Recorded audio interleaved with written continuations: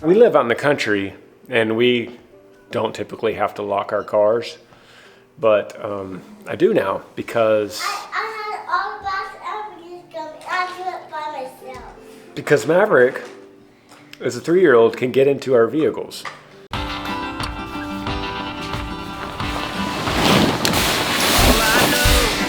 Here's a night where I wanna be with you holding on me on this ride. It could rain or it could be blue skies. Either way, baby, we'll be alright. Wherever we go, I gotta know you know you're the only one I want sitting in the shotgun side on this ride.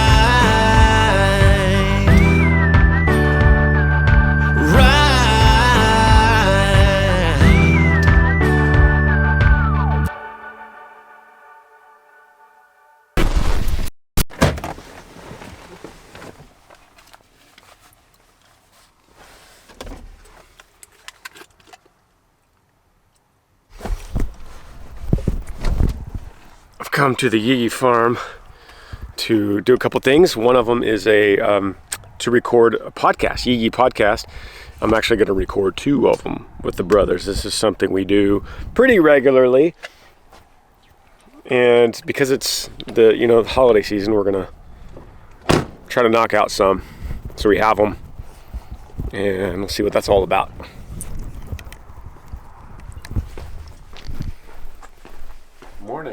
Morning. Is this the Smiths? Yeah. Hey, Smiths. You know what this is, actually, you guys? Good morning. Day number 4 of me vlogging the Smiths. 4 in a row. I have made a promise to myself. I'm going to record every single day. So Paul's just like, ooh. What is your reasoning behind that? I got to thinking that the less Smiths I put out, farther in between episodes, The more depressed you get. the more depressed I got. No, the harder it was to put out another video. Because like once you let a little time go by, it's kind of like working out. Once you stop the habit, it's harder and harder to get back into it. So then I realized my problem all along was that I'm looking for a story. Like, I can't film. Why? There's nothing to talk about, nothing to film. But that's never been what the Smiths has been about. It's never been even what people want. Like, hey, Granger, only give us a story. No, it's like we want to just live your life with you. It's all about title and thumbnail. If you don't put out content, if you don't put out a video, nothing matters. So. But why do people care about your life, though? That's a great question. What's so special about you? Why are we doing this? What? Why do they care about you podcast? Same question. Whoever wants Tai to come out with the Tai, or what should we call it? YouTube channel. Yeah, I like it. The tie. Yeah, comment below if you'd watch that other than the Smiths. Yeah. We have blackboards for answering trivia questions. Is that what this is? Yeah, we were going to add trivia questions to the end, but if you wanted to focus more on current events, then I was just going to write those down. I was going to talk about your show, and then the other one was going to be a Christmas episode. But if you have any events, just tell me and I'll add it to the list. Drones. CEO, the United Healthcare. I don't know if Yeah, that. Another thing I wanted to talk about was college football is huge. I don't think we should get into that, but Congress confirms that Hurricane Helene was weaponized. That's crazy. Did you guys hear about that? I did not. All right, we're gonna discuss that. You know what I once heard a guy say? Is you'd rather have a great video that you don't execute as well on, a great idea that you don't execute as well on, than a poor idea that you put everything into and it's executed really well. You know, it's that's why he says focus more on we focus more on the idea of the podcast rather than how do we make the perfect title thumbnail after it's already made. In the context of the podcast, that would mean we think hard about.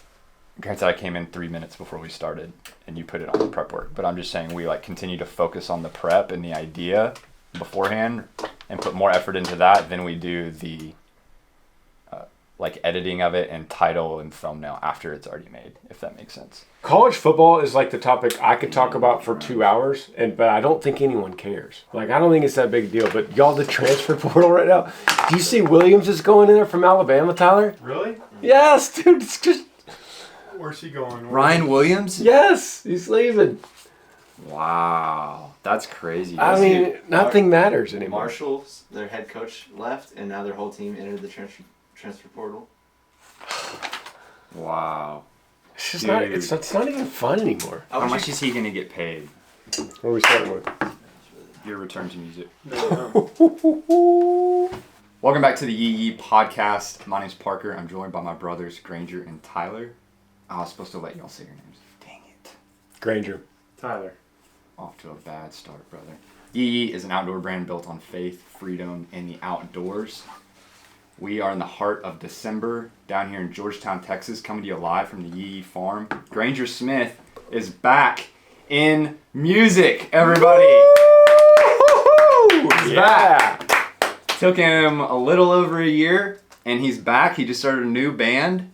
Electric Cowboy. I didn't know if we were going to share that or not, because I know that's kind of your alias. Now people No, are going it's to look not. up. It's Electric definitely Cowboy. not. You played on Friday under the band name Electric Cowboy at a little bar in Texas, a little brewery. That sounds so weird to say out loud. It sounds like a dream I had last night. Yeah. What'd you think? You went. Did you have fun? I was walking up in the parking lot and I heard your voice singing, like in the distance, like I had my whole childhood. And I got like a little emotional. I was like, I never thought that I would hear that again. And I didn't think that I would feel that, but I'm so glad that I went, and it was so good to hear you. I don't know. I didn't know what I would think, but it sounded so cool to hear your voice playing again in the distance on like a speaker, if that makes sense. I was just happy for you. None of what you just said is what I expected you to say at all. None of that. I didn't expect it either. Wow. I'm kind of shocked. Thanks, Parker. Now Granger's going to get back to the music. I did not expect any of that. Wazinski organized the whole thing. We've had it planned for probably 5 or 6 months. And it was really just about us getting together and playing some music. Like, we have loved playing together for over a decade, this particular group. And Wazinski was like, hey, I have a relationship with this brewery, and they'll basically let me do whatever I want. And they said that you guys could come in and we could just bill it under an alias called Electric Cowboy, a 90s country cover band, and they won't ask questions. And I was like, well, I'll do it, but if they break that news and start announcing it, then I can't come. That would be unfair in a lot of ways. And so they didn't. They did get on their Instagram and say it's going to be the biggest night of the year, something like that, like big surprise. I was like, well, they didn't have to say that, but people were right at sound check. They were already texting friends, being like, "Hey, you need to get up here." But I don't know, it was fun. There was people in Yee Yee shirts there, and I'm just like, somebody had to have told somebody. They were people were texting. People are arriving. So it wasn't your idea? No, it was Wazinski. Wow. And you were open to it. I'm surprised. Yeah, he was like, man, could we please do this for Todd and Dusty and me? We would love to play. And I was like, I would too. But obviously we got to do it the right way. And so that seemed like a good way to do it. Let's just get together. But the thing was, we were going to do 90s cover songs. But Todd was the one that was like, I ain't doing that stupid idea. We're playing your set, man. I want to play your songs. I've missed them. I miss playing your songs. So I'm tired of playing 90s country. We're going to play yours, so just shut up. So all of us were like, okay. Yeah, I was walking up and I saw the posters on all the doors, and it's like, it just said Electric Cowboy, and it's like this old neon cowboy hat, and it just says, it said something like a tribute to 90s, a night as a tribute to 90s country or something. And then you didn't play one 90s country song. Yeah, I did. I played Marina Del Rey. Oh, okay. Which is technically an 80s country song. And Ain't Going Down Till the Sun Comes Up. That's a 90s. Yeah. So the other thing was, I told him, I was like, yeah, man, so it's not weird. Just put me on a stool and put me over on the side, and then you guys sing some songs, I'll sing some songs. But when I got there for sound check, my mic was in the middle, there was no stool, and they were like, shut up, Granger, you're going to be in the middle, you're going to play the show. I was like, okay, fine.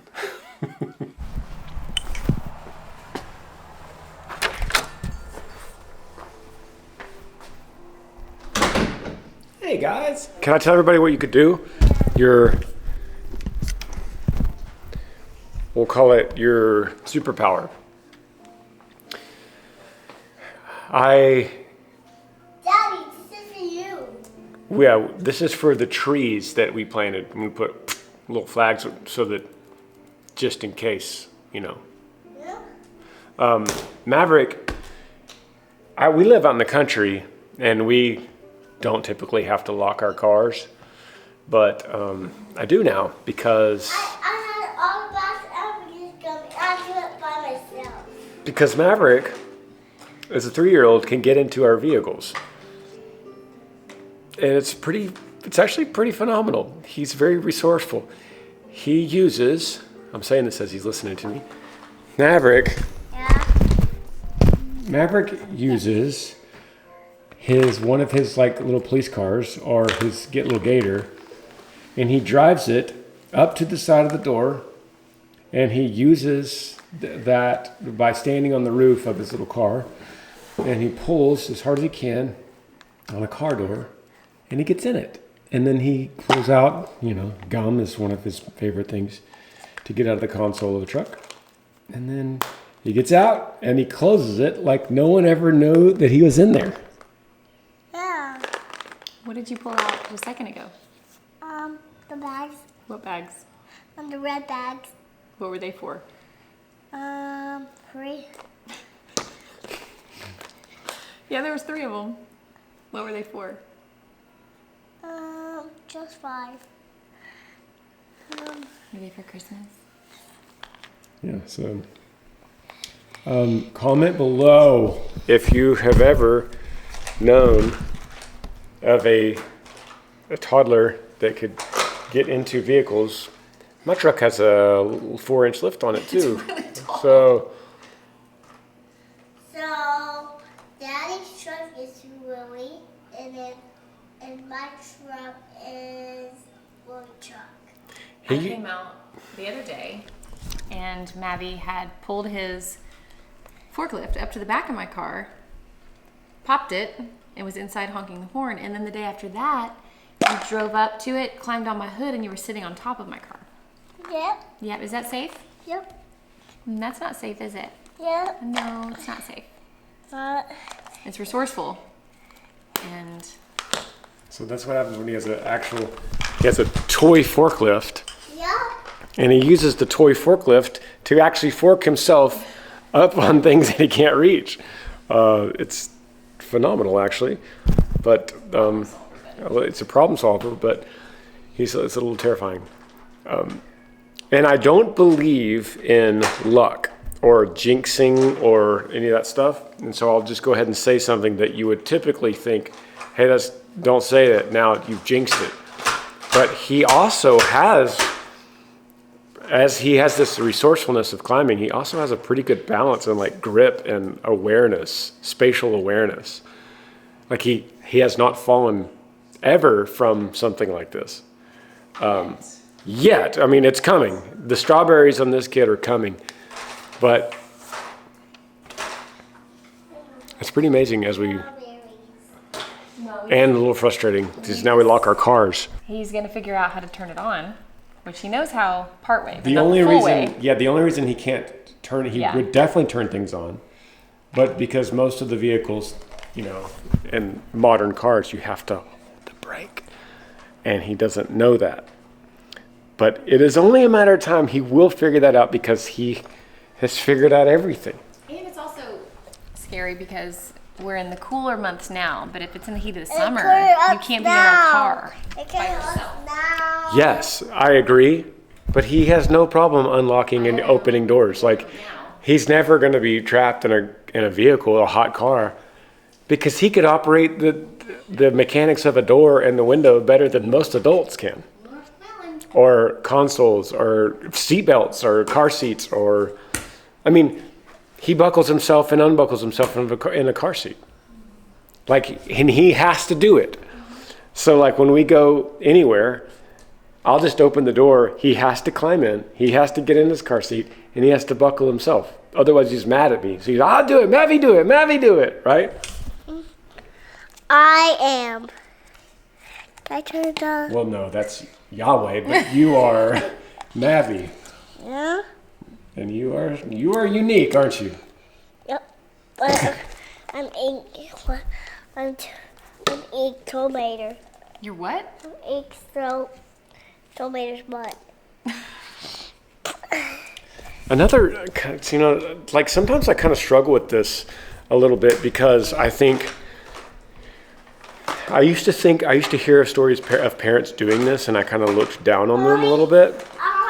And I kind of thought it was weird, but that is locking the kids in the room at night.